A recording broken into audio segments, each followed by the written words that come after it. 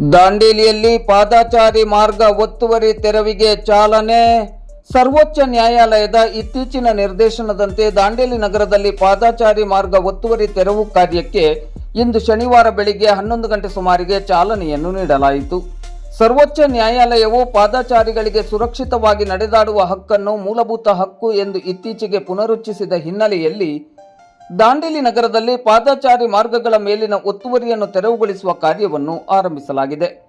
ದಾಂಡೇಲಿ ನಗರದ ಜೆಎನ್ ರಸ್ತೆಯಿಂದ ಪಟೇಲ್ ವೃತ್ತ, ಪಟೇಲ್ ವೃತ್ತದಿಂದ ಕೆಸಿ ವೃತ್ತ, ಕೆಸಿ ವೃತ್ತದಿಂದ ಲಿಂಕ್ ರಸ್ತೆಯವರೆಗೆ ಪಾದಚಾರಿಗಳಿಗೆ ಅಡ್ಡಿಯಾಗುವ ಅಂಗಡಿಗಳ ಕೌಂಟರ್, ಬೋರ್ಡ್, ಟೇಬಲ್, ಕೌಂಟರ್, ವಾಹನ ನಿಲುಗಡೆ ಹಾಗೂ ಇತರೆ ಅಕ್ರಮ ರಚನೆಗಳನ್ನು ಹಾಗೂ ಪರವಾನಗಿ ಪಡೆಯದೆ ಅಳವಡಿಸಲಾದ ಬ್ಯಾನರ್ಗಳನ್ನು ತೆರವುಗೊಳಿಸಲಾಯಿತು.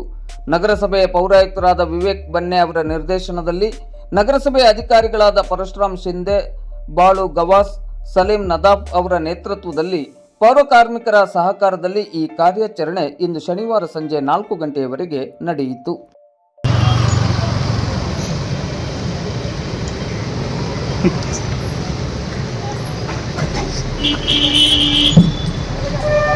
सकाळ सोल गाडी येते.